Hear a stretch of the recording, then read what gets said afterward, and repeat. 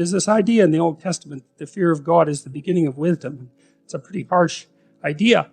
But there's something really useful about it, because one of the things you see with people all the time is that maybe they're trying to stumble forward towards their ideal, as poorly defined as it might be, but then they're afraid, right? They're afraid about what they might encounter, and that stops them, because fear does stop people. It freezes you like a prey animal, and so people move ahead, but then they get afraid, and then they stop moving ahead.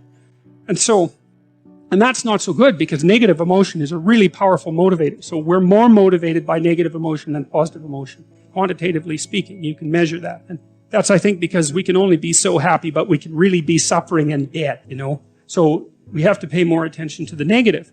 And that's bad, because the negative can stop you. And then in my clinical practice, I often talk to people who are trying to make a difficult life decision, and they are weighing out the costs and the benefits of making the life decision, And one of the things I always talk to them about is, wait a second, that's an incomplete analysis.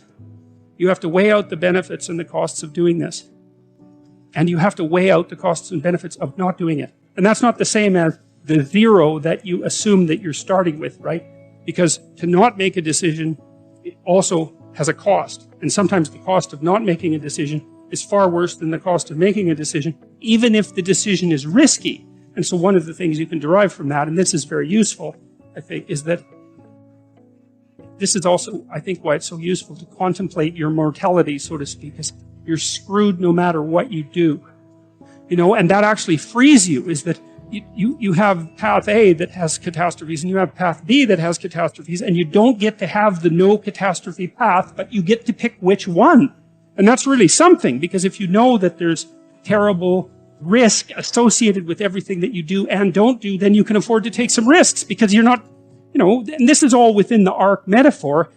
I'm still making the case that despite the fact that your life is essentially catastrophic, you can make a covenant with the highest ideal, and that will take you through it the best way possible. I'm still making that case. So then you think, okay, well, I'm trying to make this decision. I'm going to go try to do something difficult. And isn't that terrifying? And then you think, yeah, but wait a minute. What's really terrifying is not doing it. And then you think about the cost of not doing it. So in the future authoring program, we have people do this little meditative exercise, which is, okay, just think about your insufficiencies by your own definition, right? The way that you don't do what you know you should do. About the things that you do that you shouldn't do, that you know you shouldn't do beyond a shadow of a doubt, right? There's some things like that. And that's bad habits and poor aim and all of the resentment and hatred and aggression and unresolved conflicts and all those things that are dementing you and warping you, and then think, okay, those things get the upper hand, man. They get the upper hand, and they take you the worst possible place you could go in the next 3 to 5 years. What exactly does that look like?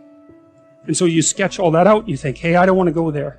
And so the next time that a temptation comes up, you think, well, it'd be a lot better for me if I didn't succumb to this temptation. It's like, that's kind of weak, eh? You'd look a little better if you didn't eat like a cheesecake a day or something like that. That's something, but it's not the same as, I'm going to have diabetes and I'm going to lose my damn leg in 5 years if I don't get my eating under control. That's motivating. And so then the temptation comes along and you think, oh, how about no? Seriously, how about no? Not just because a higher good would be obtained if I avoided it, but because a terrible catastrophe would be averted if I didn't. And so you want to get your fear behind you, right? You want to get it behind you where it's pushing you forward instead of in front of you where it's stopping you. And you get your fear behind you, pushing you forward by actually thinking through the consequences of not putting your life together. And the least of those is that you waste it and suffer, right? Because you're going to suffer anyways, man. So you waste it and suffer. That's a bad deal. Because maybe if you're going to suffer, you could at least do something noble and glorious and upright and powerful and honorable and admirable and helpful and difficult. That's just so much better. And maybe that's good enough so that you think, hey, little suffering, it's basically worth it. At least it's a way forward, At least it's a way forward. And so functional identity regulates your emotion. But you do that in concert with other people. If you're acceptable to your peers and you behave well, they'll accept you. And then they tell you all the time if you're acting appropriately. If your jokes are funny, if you're dominating the conversation, if you're bringing something of value to the table. And all you have to do is pay attention to the social cues. We've been social for so long that our social nature is programmed into our biology. And so you'll be punished if you're not useful to other people by your conscience, because you're a social creature. What if you think that's all pointless? Well, that doesn't seem very helpful. Okay, so you need a sustaining meaning. Well, where do you find that? Well, you generally find it in responsibility to yourself and to other people. When I commit to something and make sacrifices, if something's valuable, you'll make sacrifices to attain it. And that discovery of sacrifice, it's one of the primary factors separating human beings from animals. Because we discovered that we could let go of something we value in the present and we would gain something we value even more in the future. We acted that out dramatically in all sorts of strange ways over thousands and thousands of years before it was formalizable psychologically. But it's a massive discovery.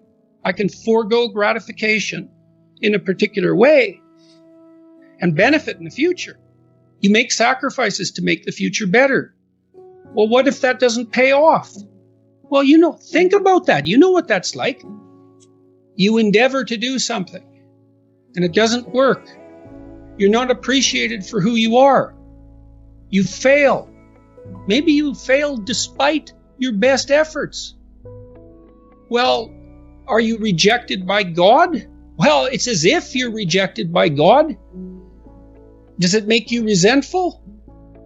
Does it make you bitter? Does it make you want to pull down the successful? The answer to that happens to be yes. It's harsh that the rewards of life are indiscriminately distributed. It's hard on everyone, but it doesn't help. It doesn't help to become bitter. And it's not like I don't understand the temptation. And I see this in this culture war. I see this resentment. It colors the definition of identity. This attack on meritocracy. It's an attack on merit itself. You're lucky that there's such a thing as a job, or better yet, a career. You're lucky that there's such a thing as friendship, as marriage. All of these social institutions. And how do we know when something needs to be changed? We don't know. So we have to argue about it. And in order to argue about it effectively, we have to be able to talk to each other across our identity boundaries. And then we can decide, well, should this be maintained or should this be transformed? We have to strive not to be wretched. There's something that doesn't seem fair about that. Why couldn't we just be happy being who and what we are? Why is it that we're punished if we don't strive? Well, I don't know. We're negentropic organisms, right? I mean, we have to maintain this incredible complexity in the face of a dissipating universe. It requires effort. The positive emotion that we find sustaining is experienced in relationship to an unachieved goal. It's hope that drives us forward. We want something, and if we see ourselves moving towards that, then we're in the grip of the positive emotion that we find sustaining. It isn't the attainment. Attainment is satiating. Attainment shuts down the system that has been striving for that particular object of attainment. If you're hungry and you eat, you stop being hungry. Now, that's good because the hunger is gone, but that whole frame disappears. You can no longer strive within that frame, and you need a new frame to strive towards. Don't you have a conscience? Doesn't it bother you? And then, can you control it? And the answer to that is almost inevitably no. It calls you to account. And why? Well, because you've deviated from the ideal. Whose ideal? An ideal that's making itself known within you, at least insofar as the objection arises. You wake up at 3 a.m. and torture yourself for your iniquities. And you would think, well, I could just shut that off. It's me, after all. But you can't shut it off. You're nothing compared to your conscience.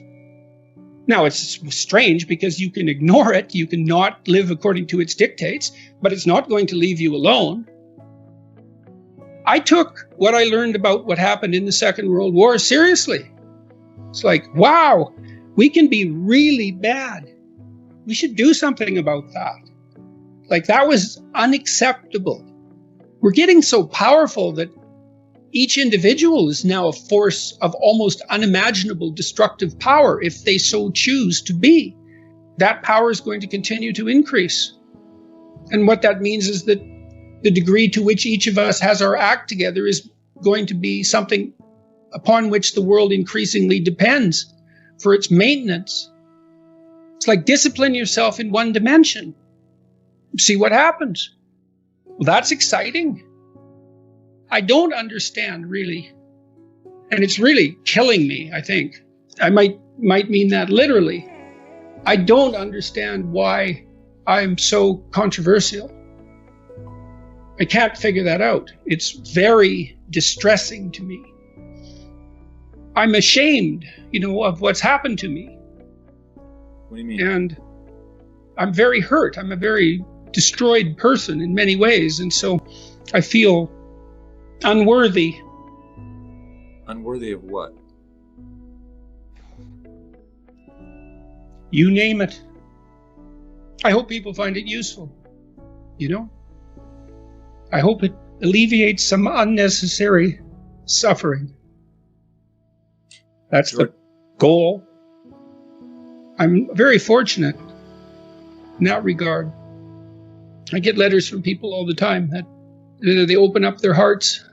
It's really something. But I am somewhat nonplussed, let's say, for all this work. I'm pretty broken. It's not easy to know what to do with, the cheers of 1 million people.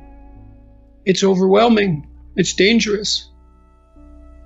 I don't think I've unfairly benefited from it. I'm not a hedonistic person. My lifestyle hasn't changed. I think there's more of me outside of me now than there is inside of me. When I put those first videos up, this was bothering me, this piece of legislation. And I talked to my wife and my son sort of casually. I said, well, I'm going to make these videos, see what happens. And famous last words. The best we have might not always work, but it's still the best we have. And the fact that it might not work doesn't mean we should throw it away. It's still the best we have. Everyone dies, and so we fail in some sense. The fact that a symphony ends doesn't mean that it wasn't worth listening to.